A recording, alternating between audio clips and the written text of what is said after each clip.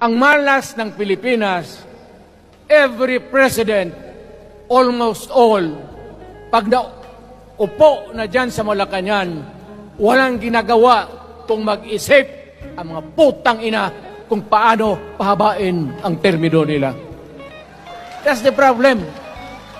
Bakit ganon kayo kung hindi na talaga ito mapigilan? Nandyan ang military pati pulis, makinig kayo.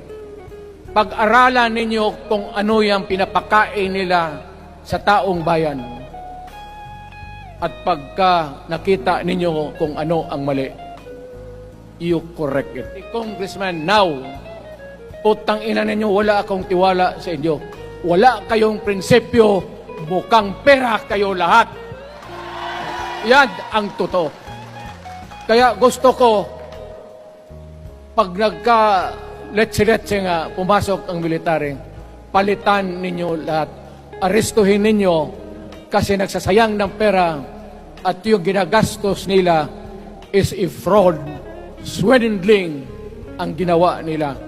You must account for the wasted money, for the money that you bought the signature of a Filipino. Bribery. Magdasal lang kayo. If by the grace of God, mabalik ako,